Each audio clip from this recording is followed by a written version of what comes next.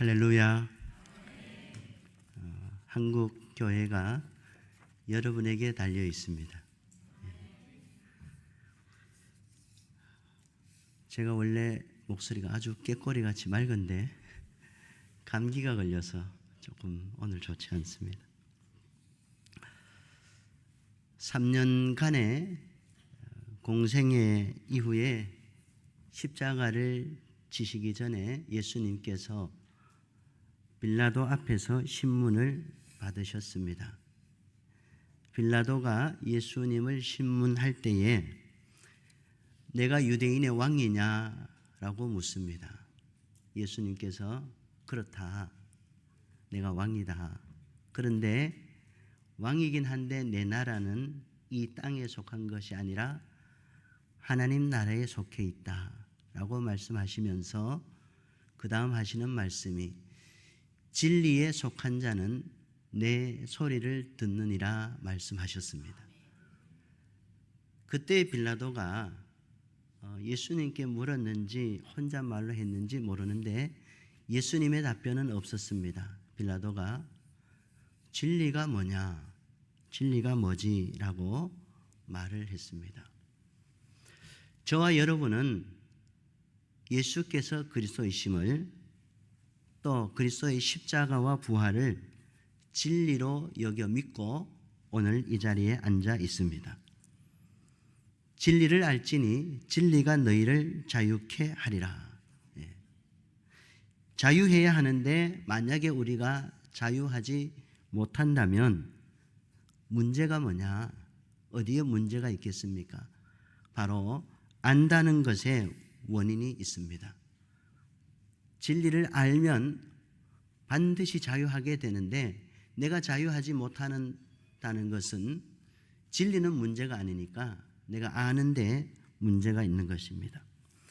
성도의 영혼을 이끄는 목회자가 될 후보생으로서 우리는 그들에게 이것이 진리입니다라는 확신 있게 선포할 수 있는, 제시할 수 있는 그러한 각성이 또 체득이 내가 진리를 만나고 진리가 내게 일체화됨으로 내 안에서부터 기쁨과 평안과 황홀함이 샘솟듯 솟아나는 그 체험이 있어야 하는 것입니다. 수많은 고통과 문제들과 고민들을 가지고 성도들은 저와 여러분에게 다가올 것입니다. 그들에게 이것이 길입니다. 이것이 진리입니다. 명쾌하게 제시할 만한 진리의 원리와 법칙을 우리는 직관해야 합니다. 그것을 직관하고 있는지 우리는 살펴봐야 합니다.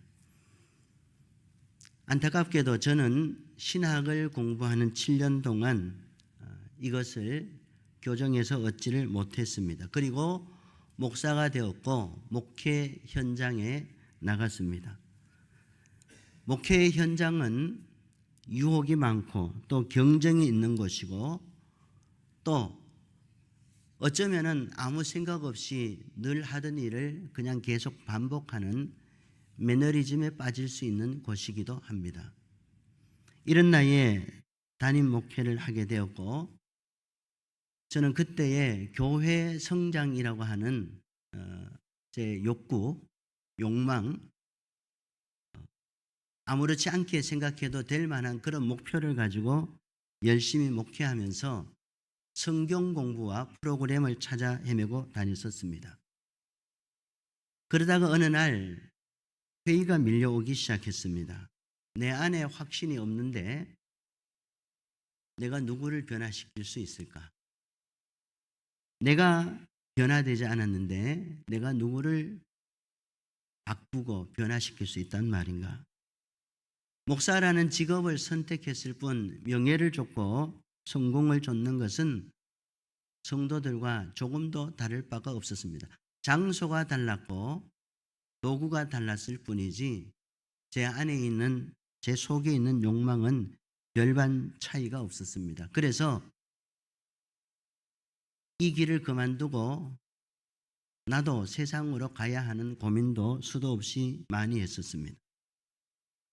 정말 내 안에 있어야 할 확신, 체험, 기쁨은 없고 이 목회를 잘해서 교회를 부흥시켜서 성공한 목사라는 그런 칭찬을 듣고 싶은 그런 욕망, 욕심으로 가득했고, 그러면서도 늘 속에서는 이거는 아닌데, 이건 원래 목회자의 길이 아닌데, 내가 생각했던 목사의 길은 아닌데라는 갈등 속에서 하루하루를 그렇게 살았습니다.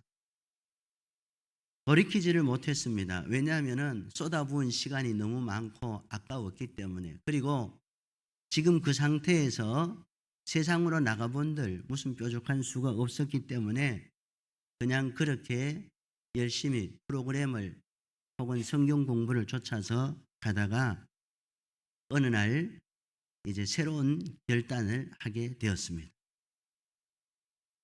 제가 여러분의 죄송하지만 선배로서 정말 신신당부하건대 여러분들은 부디 스펙을 쌓기 위해서 열심하지 마시기 바랍니다. 스펙이라고 하는 것은 내 외형적인 모양은 좋게 만들어줄 수 있을지 모르지만 내 내면에 채워지지 않은, 내 내면에 없는 것 때문에 목회자가 공허해집니다. 스펙은 그냥 따라올 수 있고 만들어지는 것이기도 하지만 스펙을 위해 사는 순간 여러분들은 공허해서 채워진 게 없어서 나눌 수 있는 게 없는 사람이 되게 됩니다. 또 여러분에게 도움을 줄 만한, 뒷배가 될 만한 관계를 형성하기 위해 너무 애쓰지 마시기를 바랍니다. 그러면 하나님을 의지하는 방법을 잃어버리게 됩니다.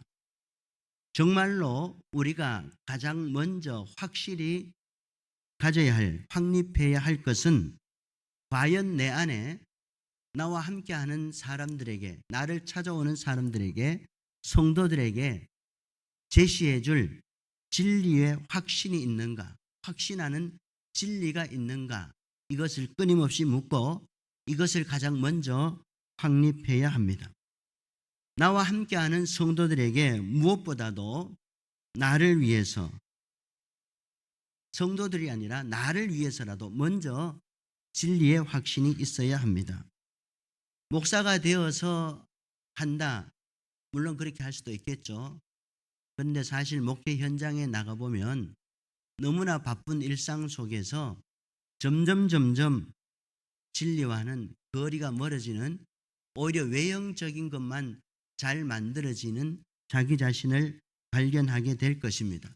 목회 현장이 우리로 하여금 정말 진리에 대하여서 고민하도록 그렇게 가만두지를 않습니다. 그렇게 어영부영 하다 보면 1년, 5년, 10년이 그냥 지나가고 목회 트렌드, 교회가 지금 하고 있는 흐름들을 쫓아가다 보면 나도 모르게 겉모양만 번지르한 목사로 만들어지게 되는 것입니다. 가장 중요하고 가장 근본적인 태도, 첫걸음, 여기서부터 시작해야 합니다. 내 안에 진리의 확신이 있는가? 현대 철학의 아버지이고 근대 과학의 모든 발전의 틀을 만든 르네 데카르트라고 하는 철학자가 있습니다. 여러분들도 잘 아실 것입니다. 코기토 에르고 숨, 생각한다, 고로 나는 존재한다. 데카르트는 인식의 확실성, 내가 생각하는 것, 생각하는 이 자체가 아니라 생각하는 것에서 가장 확실한 것은 무엇인가, 나는 어떻게 그 확실한 것을 얻을 수 있을 것인가를 고민했고, 거기서 얻은 확신을 가지고 내가 어떻게 실천할까 하는 의지의 확실성을 확립하기 위해서 실험을 했었습니다. 더 이상 의심할 여지가 없는 가장 확실한 것을 확립하기 위해서 내가 가지고 있는 일체 모든 것을 뿌리채 뽑아버리고 처음 기초부터 다시 철저하게 회의해서 나는 이것만이 진리다, 이것만이 확실하다라고 하는 것을 한번 붙잡아 보자. 결코 제거될 수 없을 정도로 가장 강한 확신, 굳고 변함없는 확신, 가장 완전한 확실성, 이것을 목표로 하고 그것을 얻는 방법으로 데카르트는 관찰하고 논쟁하고 경험하는 이런 것들을 내어버리고 끊임없이 집요하게 생각을 했었습니다. 데카르트가 왜 그랬냐면, 아니 이성을 가진 우리가 생각하는 사람이 왜 이렇게 많이 실수를 범하고 오류를 범하느냐. 우리 성경에서 말하는 타락한 인간, 전적인 타락, 이걸 데카르트는 인간의 불완전성, 오류적 존재로 규명을 했던 것입니다. 그리고 내가 이성적인 존재인데 어떻게 오류를 범할 수 있느냐라고 하는 이 서로 맞지 않는 불합리한 모순된 관계 속에서 가장 확실한 것을 먼저 얻어서 거기서부터 시작해야겠다고 생각을 했던 것입니다. 그래서 자기가 가지고 있는 오류적인 불확실한 것으로 인해서 의심하고 혼돈하고 또 두려워하고 우유부단하고 소심하고 우울하고 불안한 자기 자신, 이 모든 것을 극복하고 이겨내고 의심과 두려움을 완전히 극복한 확실성에 이르는 단계, 확신에 찬 삶. 그래서 결코 후회함이 없는 삶을 살기 위해서 집요하게 생각을 했습니다. 그래서 얻은 결론이 생각한다, 고로 존재한다라는 명제를 얻은 것입니다. 중요한 건 데카르트가 얻은 명제가 아니라 데카르트의 방법과 태도입니다. 우리도 한 철학자가 그렇게 집요하게 가장 확실한 것을 얻기 위해서 그렇게 실험하고 고민했는데, 영혼을 구원하는 우리가, 사람들의 영혼을 책임지는 우리가 가장 확실한 것을 얻기 위한 몸부림이 없다면 우리의 존재 자체는 우리 스스로 부정되게 되고 우리 스스로 거짓된 것으로, 오류된 것으로 나아가게 만드는 것입니다. 성도님들에게 여러분 나를 따라오십시오 라고 할 만큼 확신과 깨달음을 얻으시기를 바랍니다. 그것이 없으면 우리의 가는 길은 불투명하고 불안하고 실패하고 끊임없이 넘어지고, 그로 인하여서 나뿐만 아니라 나와 함께하는 모든 사람들에게 고통을 안겨줄 것입니다. 성도들 앞에서 우유부단하지도 아니하고 소심하지도 아니하고 두려워하지도 않고 담대하게 이것이 진리입니다라고 외칠 수 있는 여러분들이 되시기를 바랍니다. 오늘 본문의 베드로는, 저는 이 말씀을 읽다가 보통은 나사렛 예수 그리스도의 이름으로 여기에 많이 은혜를 받는데, 제가 내게 사람들을 변화시킬 만한 확실한 진리가 없는데, 진리의 확실성이 없는데 내가 누구를 변화시킨단 말인가 라고 하는 회의를 품고 프로그램과 성경 공부를 내려놓고 첫 발을 내디딜 때 하나님께서 주신 말씀입니다. 베드로는 내게 있는 것으로 내게 주노니라고 그 불구자에게 확실히 선포했습니다. 우리 하나님의 종들도 내게 있는 것을 내게 주노니라고 선포할 수 있어야 합니다. 그래서 그것을 찾기로 했고, 학문에서 찾지 못했었고, 학문에서 찾지 못하니까 저도 처음에는 성경의 모세처럼 그런 경험을 하기를 원했습니다. 그래서 열심히 기도를 했습니다.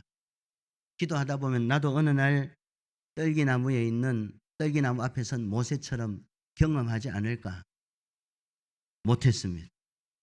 어느 날 다메섹으로 가는 사도 바울처럼 천둥 번개가 치고, 그래서 음성이 들리고, 그래서 음성을 듣기를 원했는데 아무리 해도 들려오지를 않습니다. 그래서 바꿨습니다. 성경을 읽어야겠다.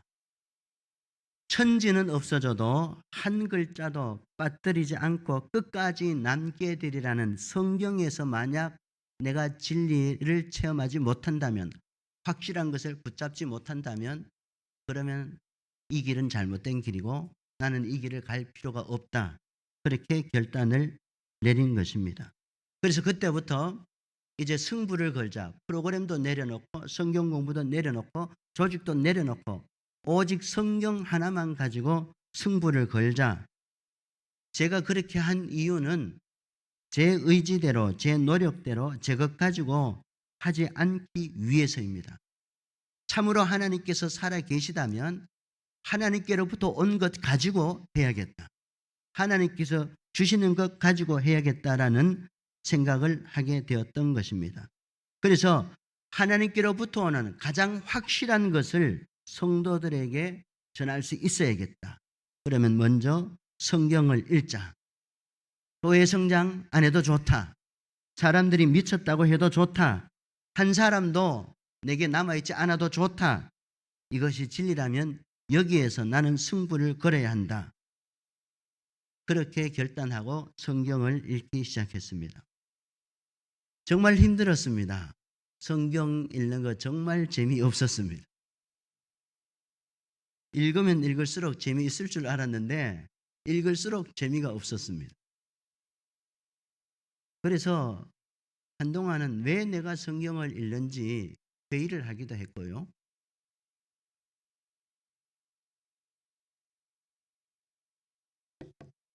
성경을 앉아서 혼자 읽는데 아무런 변화도 일어나지 않고 또 무슨 어떤 일이 생기지도 않고 교회가 성장하지도 않고, 그런데 동기는 유학을 가서 박사학위를 받고 돌아왔다 그러고, 어떤 동기는 또 어떤 큰 교회에 갔다 그러고 막 이러니까 굉장히 제 속에서 불안하기 시작하고, 내가 지금 잘못 가는 거 아닌가. 이렇게 가다가 20년 30년 지나고 나는 아무것도 없고 동기들은 다 잘 돼 있고, 항상 그런 어떤 의심, 불안, 그러면서도 성경을 계속 읽은 거예요. 그래서 어떤 때는 성경을 읽다가 놓기도 하고 또 다시 성경을 붙잡기도 하고, 이것을 수도 없이 반복했었습니다.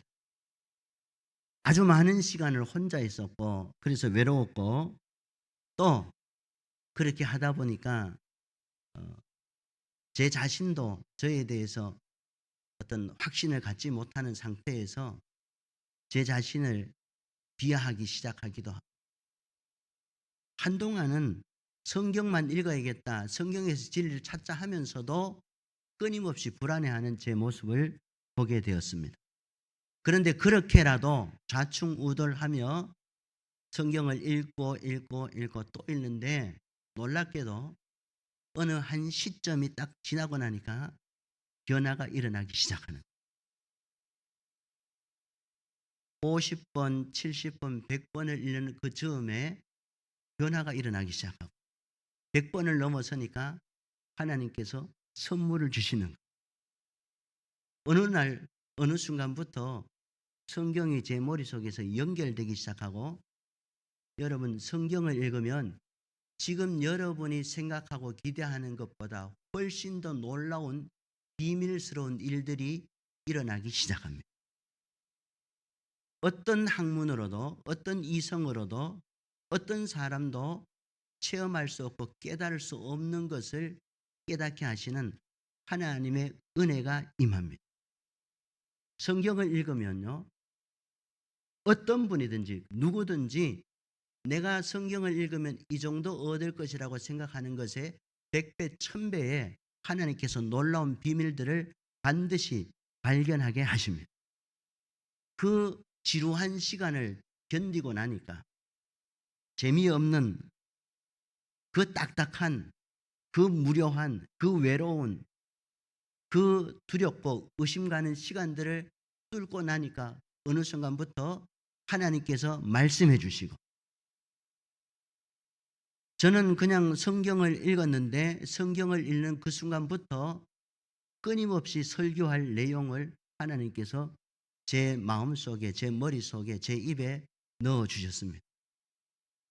조금은 오해가 될 수도 있고 죄송한 말이기는 하지만 그때 이후로 지금 벌써 한 20년이 지났는데 저는 설교 준비를 하지 않습니다.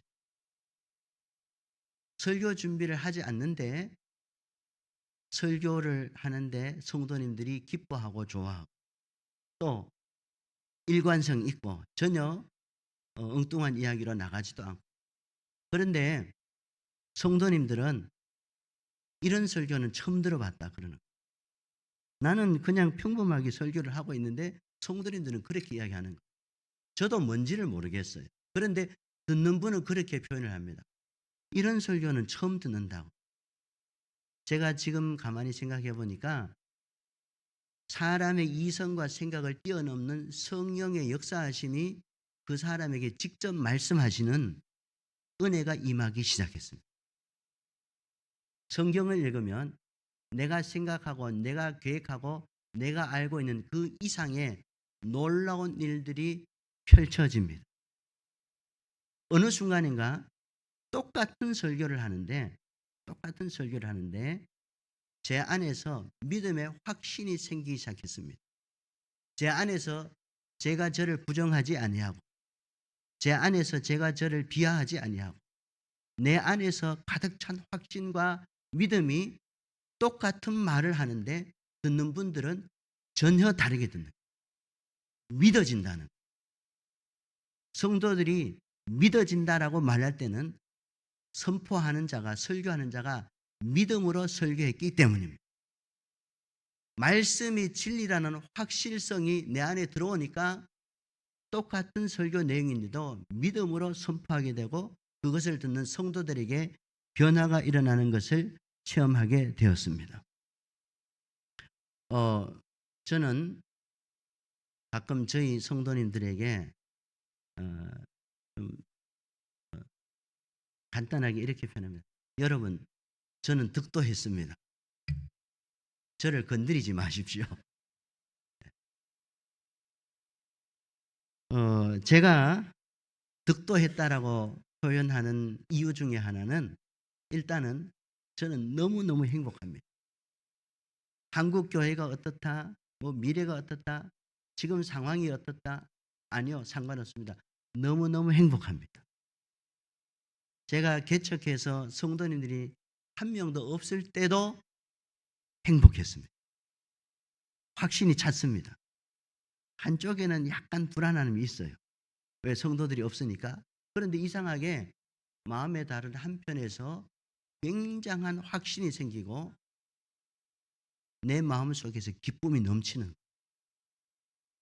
그래서 창가를 빌려가지고 개척을 하고 기도를 하는데 아직 성도님들이 한 분도 와본 적이 없는 빈 공간인데 기도를 하면 이 성전에 성도들이 가득 찬 느낌이 들어요. 그래서 어떤 데는 기도하다가 일어서서 봤다니까요. 아무도 없어요. 그런데 내 마음은 가득 차고 기쁘고 행복하고 두 번째로 두려움이 점점 사라지기 시작했습니다. 무슨 일을 만나도 상황이 어떠하든지 여러분 두려우신 분들 미래가 불안하신 분들은 말씀을 읽으세요. 언제까지 말씀 읽느냐? 두려움이 사라질 때까지. 말씀을 읽다가 보면 어느 순간 두려움이 사라지고 소망이 생기고 평안이 찾아오며 기쁨이 회복되는 것입니다. 세 번째로 사도 바울처럼 저도 이제 다른 것들을 배설물처럼 여기기 시작했습니다. 별로 중요하지 않게 여겨지는 거예요. 그리고 말씀이 가장 귀하고 말씀이 가장 소중하다는 말씀이 너무 사랑스럽고 그때부터 정말 말씀이 꿀송이같이 달아지기 시작했습니다. 처음부터 말씀이 꿀송이같이 달아서 읽은 게 아니라 정말 맛없는 말씀이었는데 지루한 말씀이었는데 읽고 읽다가 보니까 말씀이 저를 변화시켜서 어느 순간 말씀이 너무너무 꿀송이같이 달아져서 말씀을 사랑하게 된 것입니다. 그리고 네 번째로 저는 이제 이 말씀을 위하여 생명도 드릴 각오가 되어 있습니다. 제가 처음 목사 안수를 받을 때 하나님 앞에 기도했습니다. 하나님, 저 선교 안 나가겠습니다. 선교 나가라 하면 저는 다른 길로 가겠습니다. 두 번째, 개척 안 하겠습니다. 개척하라면 안 하겠습니다. 농촌, 어촌 안 가겠습니다. 저는 도시의 큰 교회 갈 겁니다. 그렇게 기도를 했었는데 하나님께서 개척하는 길로 저를 이끄셨습니다. 그런데 이제는 하나님께서 어디로 가든지 솔직하게 정직하게 어디로 가라 하시든지 무엇을 하라 하시든지 이제는 하겠습니다. 생명 놓고 하겠습니다라는 정직한 결단을 하게 되었습니다. 이것은 제가 좋은 사람이어서 제가 원래 어떤 사람이어서가 아니라 진리의 말씀이 성경의 말씀이 가장 목사 중에 양아치 같은 저를 하나님께서 바꿔주셨습니다. 여러분 하나님의 말씀을 읽으십시오. 참된 것은 무엇인가? 그것을 어떻게 내 것으로 만들 것이며 어떻게 나와 일체화시킬 것인가?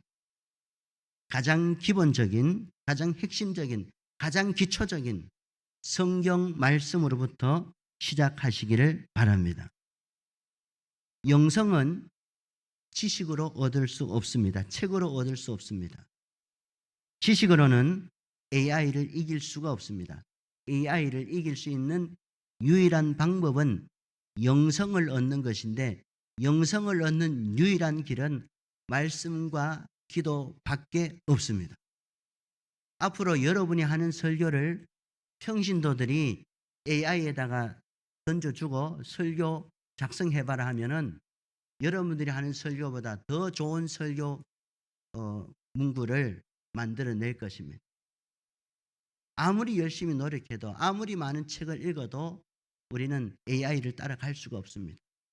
그리고 평신도들은 이미 알고 있습니다.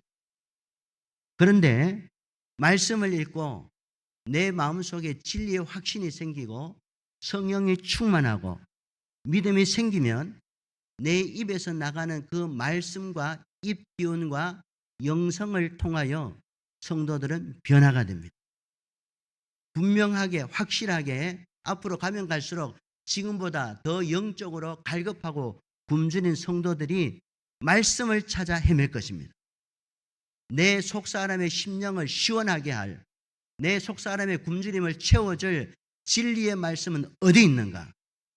그 말씀을 찾아 헤맬 때에 성경을 많이 읽고 성경을 읽음을 통해서 진리의 확실성을 얻은 사람은 그들에게 양식을 채워주며 생명수를 채워줄 수 있을 것입니다.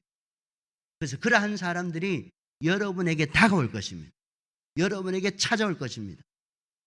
여러분, 현대 교회의 성도님들이 굉장히 인색해졌습니다. 사나워졌습니다.